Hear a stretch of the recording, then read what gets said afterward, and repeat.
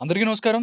న్యాయ వ్యవస్థలో డబ్బున్నోళ్ళకి ఒక న్యాయం, పేదవాడికి ఒక న్యాయం అని చెప్పి చర్చించుకుంటున్న వేళ, పేదవాడి వైపు నిలబడి, పోరాడి వాళ్ళని గెలిపించటం అనేది నిజంగా ఒక సాహసోపేతమైనటువంటి పని. ఆ పనిని అవలీలగా చేస్తూ ముందుకెళ్తున్నారు ఒక లాయర్. నిజంగా ఎంత గట్స్ ఉండాలి. ఒక కేసుకు సంబంధించి, ఒక రాజకీయ నాయకుడికి సంబంధించి ఒక కేసు వాదించాలి, ఆయనకి వ్యతిరేకంగా మాట్లాడాలి అంటేనే గుండెలు గుబేలమంటున్న రోజుల్లో కోడికత్తు సీనుకు సంబంధించి కేసును తీసుకొని ఒక సంచలనమైనటువంటి అంశాలతో ఆయన ముందుకెళ్లారు. ఆయనే లాయర్ సలీం గారు. ఎందుకంటే 2 తెలుగు రాష్ట్రాలలో ఆయన పేరు తెలియని వాళ్ళు ఎవరైతే ఉండరు. ఇప్పుడు నాతో సలీం గారు ఉన్నారు లాయర్. ఆయన్నడిగి అసలు అంత ధైర్యం ఎక్కడొచ్చింది? ఎందుకు అలాంటి కేసులు టేకప్ చేస్తారు? ఈ విషయాలు ఆయన గురించి తెలుసుకుందాం. నమస్కారం సలీం భాయ్. నమస్కారం సార్. నమస్కారం. ఎవరితోనన్నా ఒకసారి పెట్టుకుంటే ఒకసారి ఓకే. ఈ అమ్మాయి ఏదో అయిపోయిందిలే, అయిపోయిందిలే అంటే ఒకటైపోయింది మళ్ళీ ఇంకొకసారి. ఎందుకంటే ఆంధ్రప్రదేశ్ రాజకీయాలను కోడికత్తి ఎలా ఉందో, అవును. కోడికత్తి ఎంత ప్రాముఖ్యంగా ఉందో, గులకరాయి కూడా సేమ్ అదే ప్రాముఖ్యమైన కేసు. మళ్ళీ ఏంటి గులకరాయి ఒకసారి అయిపోయింది ఎందుకే బాబు జగన్మోహన్ రెడ్డితో అని ఒకసారి పెట్టుకుంటానికే భయపడతారు. అవును. మళ్ళీ సలీం భాయ్ రెండోసారి కూడా పెట్టుకున్నాడు గులకరాయి కేసులో. మళ్ళీ గులకరాయి కేసుకి సంబంధించి బాధితులు ఎవరైతే ఉన్నారో నిజంగా ఎందుకంటే ఆంధ్రప్రదేశ్ రాజకీయాలు నిజంగా ఆ టైంలో నిజంగా అది నిజమని నమ్మితే, నిజమని జమ్మితే ఓటుకి సంబంధించి కూడా ఒక పెద్ద స్కెచ్ అవ్వచ్చు. ఎందుకంటే వైఎస్ఆర్ కాంగ్రెస్ పార్టీ ఏసింది మామూలు స్కెచ్ కాదు. నిజంగా మామూలు కాదు. మామూలు కాదు. నిజంగా ఏస్తే ఎలక్షన్‌లో రిజల్టే తారుమారే అవకాశం ఉంది. 100% అప్పుడెలా ఎళ్ళాడు సలీం భాయ్ అంటే చెప్తే? కరెక్ట్. ఇప్పుడు ఇది గుల్కరాయి కొట్టిన తర్వాత నేను వైజాగ్‌లో ఉన్నాను. వైజాగ్‌లో ఉన్నాను. టీవీ చూస్తున్నా, అది చూస్తున్నాను. ఆంధ్రప్రభలో సురేందర్ బాబు అని నా ఫ్రెండ్. అంటే మన జర్నలిస్ట్. జర్నలిస్ట్ హ్మ్. సురేందర్ బాబు అని. ఆ! ఆయన ఫోన్ చేసాడు. "అన్నా మన ఆంధ్రప్రదేశ్‌లో ఎవరు మొగోడు లేదన్నా. మళ్ళీ నువ్వు నువ్వే రా రా. అన్నా" అని. అరే! ఆయన మరీ ఫోన్ చేసాడు. "అన్నా నువ్వు బయలుదేరావా లేదా?" 2, 3 సార్లు చేసి, "లేదన్నా నీ కాళ్ళకి దండం పెడతాను నువ్వు రా అన్నా" అని ఆయన నాకు ఫోన్ చేసి చెప్తే, "లేదు నువ్వు నన్ను లేదు నువ్వు రా" అని చెప్తే మరి నేను అప్పుడే రాత్రి బయలుదేరాను. మళ్ళీ వైజాగ్ నుంచి. వైజాగ్ నుంచి. నేను అనుకుంటాను 12 గంటలకే ఏదో బస్సు ఎక్కి పట్టుకున్నారు. పట్టుకొని డైరెక్ట్ విజయవాడ వచ్చాను. విజయవాడలో ఆఫీస్ ఉంది. కోడికత్తే వాళ్ళ ఒక ఆఫీస్ ఇంకా పెట్టుకున్నారు. ఇంకా అప్పటికి ఎలక్షన్ ఒక 2, 3 మంత్స్ ఉందా? 2-3 మంత్సే. ఇది 13 ఏప్రిల్‌కి అయింది. హ్మ్. ఇది గుల్కరాయి కేసు. హ్మ్. ఆహ్, నేను 14 ఏప్రిల్‌కి ఒక 15 ఏప్రిల్‌కి వాళ్ళకి పికప్ చేసుకున్నారు ఈ పిల్లల్ని. పిల్లల్ని అవును. పిల్లల్ని ఆ కోడి ఎవడు గుల్కరాయి సతీష్‌ని, దుర్గారావుని, వీళ్ళని పెద్ద దుర్గారావుని వీళ్ళందరిని అసలు పికప్ భలే చేసుకున్నారు. ఉంటదండి. నేను చూసాను. కోడికత్తి సీను, గుల్కరాయి సతీష్ సతీష్, ఎవరో వస్తారేమో రంగంలో దిగుతారేమో. జగన్మోహన్ రెడ్డి గారి పుణ్యమా అంట ఈ పిల్లలందరూ. అంతే. ఆ! ఆ! ఎవరు వస్తారంటే ఎవరు రాలేదు. మరి నేను అజిత్ సింగ్ నగర్ పోలీస్ స్టేషన్ కూడా నాకు తెలీదు. హ్మ్. నేను మరి అక్కడ నుంచి అజిత్ సింగ్ నగర్ పోలీస్ స్టేషన్‌కి వెళ్ళాను. అక్కడ పేరెంట్స్ ఉన్నారు. వాళ్ళతో మాట్లాడాను. వాళ్ళు ఎవ్వరు మాట్లాడడం లేదు. ఆళ్ళకి భయం మళ్ళీ భయం అది. ఏంటంటే లేదు సార్ పోలీసోళ్ళు ఇంకోటేంది అక్కడ అక్కడ ఉంది సీఎం. సీఎం వీళ్ళు అసలు పోలీస్ అందరూ వాళ్ళ చేతిలోనే ఆ! ఉంటారు. Satish hmm. Father labour. Hmm. Satish mother sweeper in the municipality. Hmm. వాళ్ళు ఏముంటది చెప్పండి? ఎంత ధైర్యం ఉంటది చెప్పండి అవును. వాళ్ళతోని? ఎంత ధైర్యం ఉంటది. వాళ్ళ దగ్గర డబ్బులేముంటాయి. డబ్బులేమి ఉండవు. వదిలేస్తే ఏముండవు. ఎళ్ళిపోతాం బాబు నీకు దండం. వదిలేసాం సార్ ఏదో సాయంత్రం లేదమ్మా దాంట్లో పెద్ద దుర్గారావు అని ఉన్నాడు కదా! హ్మ్. పెద్ద దుర్గారావు తమ్ముడు ఉన్నాడు. ఆయన అన్నాడు సార్ నేను సైన్ ఎందుకంటే ఇప్పుడు నేను మాట్లాడాలంటే నాకు మీద ఏమన్నా సైన్ చేస్తే నాకు పవర్ వచ్చేస్తది. అంతే కదా! ఎవరైనా కన్సర్న్ ఇక చేసి అసలు వచ్చేసారనుక కేసు నీకివ్వకపోతే నీకేం సంబంధం నాకేం అంటారాళ్ళు. సంబంధం అవునా హ్మ్. కదా! హ్మ్. ఊకే లా అండ్ ఆర్డర్ డిస్టర్బ్ చేస్తున్నాడని నన్ను కూడా లోపలేయవచ్చు. ఓకే. లా అంతే కదా! పోలీస్ దగ్గర పవర్ ఉంది. సీఎంకి కూడా పవర్ ఉంది. You are disturbing law and order maintain చేయడం కోసం నేను మీకు లోపల పెట్టాలి సార్. మీరు లోపల ఉండి అలా ఉండాలి. అది లా ఉంది అది. ప్రివెంటివ్ అది అంతే. సో వాళ్ళు కన్సెంట్ తీసుకున్నాను. దుర్గారావు తమ్ముడు నాకు సైన్ చేశాడు. సైన్ చేసిన తర్వాత ఇంక అప్పుడే మీడియాకి పిలిచేసాను. హ్మ్. నాకు వకాలత్నామా వేసింది. పోలీసు వాళ్ళకి అన్నాను. సార్ మీరు ఇప్పుడు వదిలేస్తారా? లేకపోతే సర్చ్ వారెంట్ వేయాలన్నాను. అడిగా. అంతే. ఆ! ఆ! సలీం గారు మీరు ఏం చేస్తే చేయండి. మీకు పెద్ద కోడికత్తిలారని ఇక్కడ పోజులు ఏమి వద్దు మాకు అని ఆ! అన్నాడు. మేము నెక్స్ట్ అదే అన్నాడా? అంతే. ఆ! ఇది చాలా డీప్‌గా వెళ్ళిపోయాము. ఇది హత్యాయత్నమే. హ్మ్. మీరంతా అన్నాడు. సర్లే అని. రాత్రి 12 గంటలకు వెళ్లి సర్చ్ వారెంట్ వేసాను.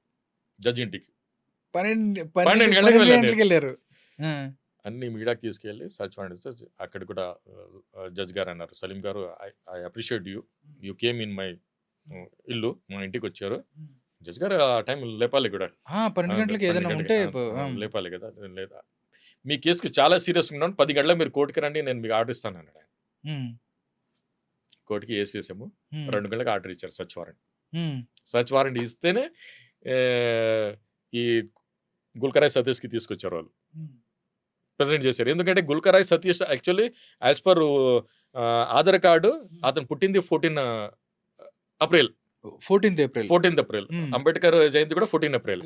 ఆయన 13 నైట్‌కి 12 తర్వాత అక్కడ అజిత్ సింగ్ నగర్‌లో ఆయన కేక్ కట్ చేసి సెలబ్రేషన్ చేస్తున్నారు. ఇక్కడ రాయకొట్టాడేమో అని ఆ అనుమానంతో అతనికి పికప్ చేశారు.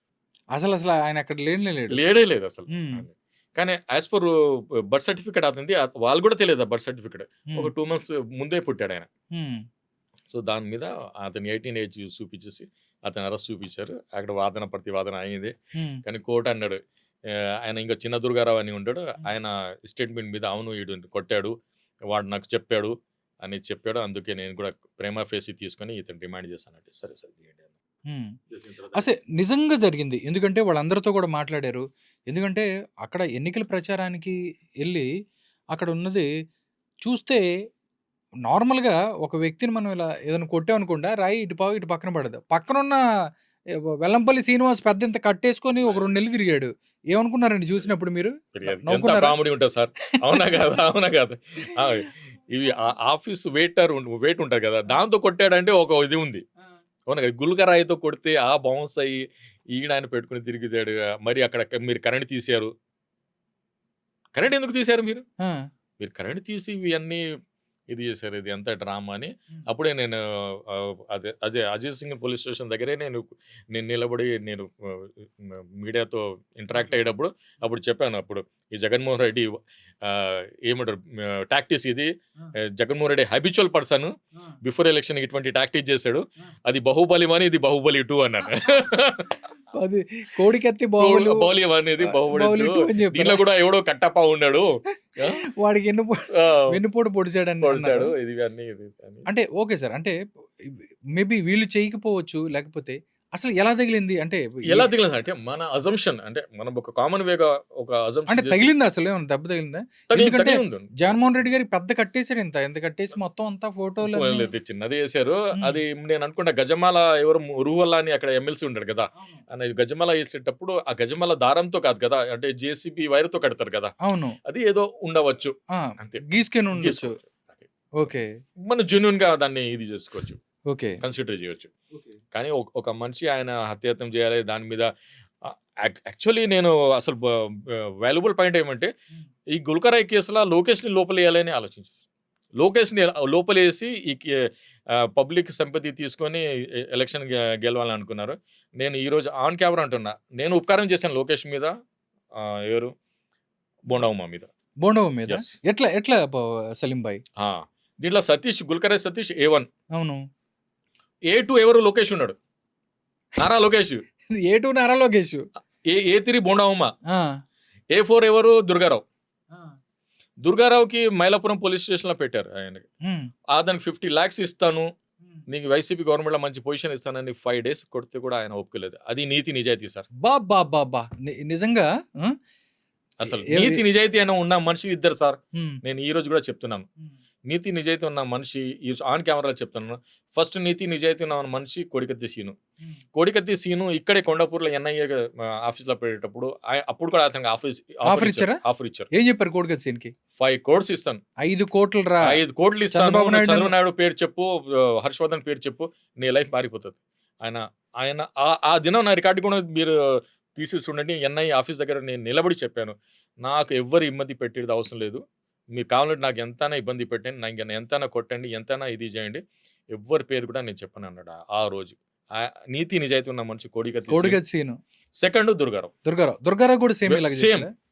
ఆయనకు అసలు పోలీసోళ్ళు ఈ కాలు ఉంది కదా! అబ్బబ్బా! ఇలా తాడు పెట్టి అలా గుంజుతారు. ఇలా ఎందుకంటే స్ట్రెచ్ చేశారు. స్ట్రెచ్ చేస్తారు. చెప్పాడా దుర్గారావు? చెప్పాడు కదా! ఎందుకు మీడియాలో చెప్పాడు. ప్రతి ఛానెల్‌లో చెప్పాడు ఆయన. చూడండి ఎంత దుర్మార్గమో. కోడికత్తికి సంబంధించి కేసులో 5 కోట్లు ఇస్తామని చెప్పి సీన్‌ని ప్రలోభపెట్టినా గాని సీన్ చెప్పలేదు. దాని తర్వాత దుర్గారావుని కూడా సేమ్ ఏం చెప్పారు? ఉద్యోగం ఇప్పిస్తాము. లేదు 50 లాక్స్ ఇచ్చి నీకు మంచి పొజిషన్ ఇస్తా వైసీపీ గవర్నమెంట్ అన్నారు. అది 50,00,000 వైసీపీ గవర్నమెంట్‌లో పొజిషన్. ఇంక ఏ రకంగా నమ్ముతారు చెప్పండి ఈళ్ళని? అయినా గాని వాళ్ళు నిజంగా అంటే యాక్సెప్ట్ చేయాలి ఇద్దరికి. ఎందుకంటే పేదవాళ్ళంటే డబ్బులకు లొంగుతారు. ఆ! ఏది చెప్పినా వింటారనుకున్నాను. కానీ నిజంగా పేదవాళ్ళంటే నీతి నిజాయితీగా ఉంటారని నిరూపించారు.